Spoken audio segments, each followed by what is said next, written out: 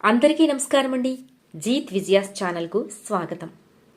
ఇప్పుడు మనం జగానికే నాథుడైనటువంటి జగన్నాథుని గురించి తెలుసుకుందాం. జగన్నాథుడు అంటే జగత్తుకు నాథుడు అని అర్థం.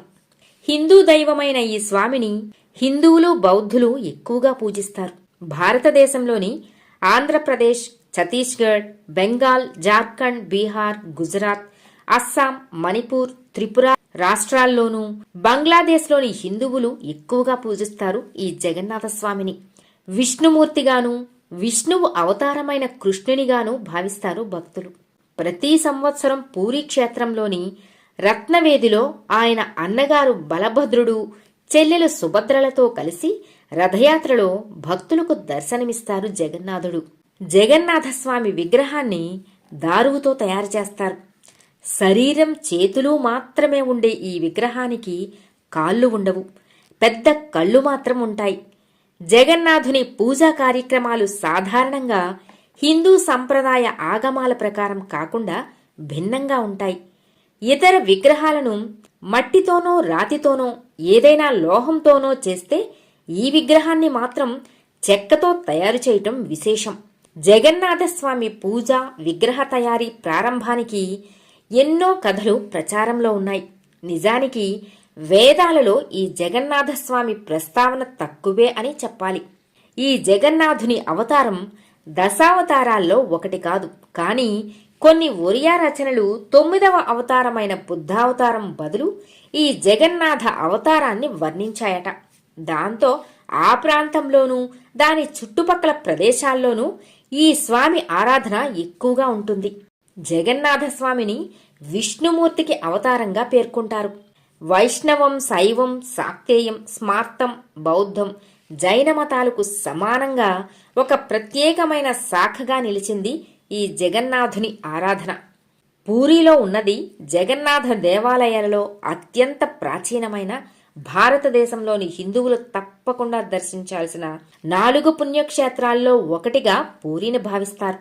దాన్నే చార్ధామ్ యాత్ర అంటారు. అంటే చార్ధామ్ బద్రీనాథ్, పూరి, కాశీ, రామేశ్వరం అన్నమాట. జగన్నాథ రథయాత్ర అనేది జగన్నాథస్వామికి చేసే ప్రసిద్ధమైన ఉత్సవం. ఈ యాత్రలో జగన్నాథస్వామితో పాటు ఆయన అన్న బలభద్రుడు, చెల్లెలు సుభద్రాదేవిని కూడా పూజించి ఊరేగిస్తారు. ఈ ఉత్సవం ప్రతి సంవత్సరం ఆషాఢ శుద్ధ విధియ రోజున ప్రారంభమై 3 కిలోమీటర్ల దూరంలోని గుండిచా ఆలయం వరకు సాగుతుంది. ఈ ఊరేగింపు కోసం విగ్రహాలను గర్భగుడిలో నుంచి బయటకు తీసుకొచ్చి పూరికి 3 కిలోమీటర్ల దూరంలో ఉన్న గుండిచా గుడి వరకు రథయాత్రగా తీసుకుని వెళ్తారు. ఆ తరువాత సుభద్ర, బలభద్ర సమేత జగన్నాథుని ఉత్సవమూర్తులు బహుదా యాత్ర పేరిట తిరిగి పూరి ఆలయానికి చేరటంతో ముగుస్తుంది. ఇది 12 రోజుల పాటు జరిగే ఉత్సవం.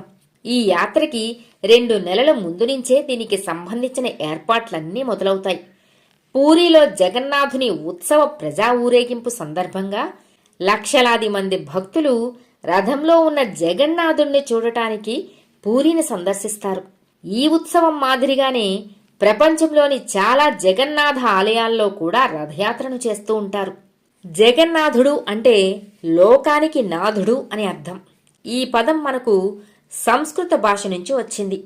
ఈ పదానికి ఒరియాలో అర్థమేంటంటే తిరుగుతున్న భూమికి ఆశ్రయం వంటివాడు అని కూడా అర్థమట.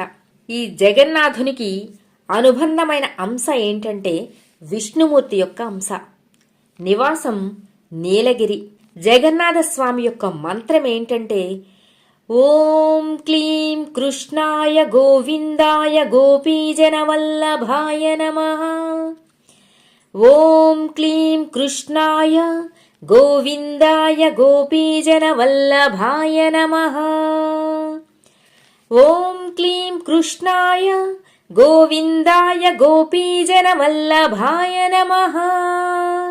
ఈ జగన్నాథుని యొక్క ఆయుధాలేంటంటే సుదర్శన చక్రం. జగన్నాథుని యొక్క భార్య లక్ష్మీదేవి, జగన్నాథుని యొక్క అన్న బలరాముడు, చెల్లెలు సుభద్రాదేవి. వీళ్లతో కలిపి చేసుకునేదే జగన్నాథుని రథయాత్ర.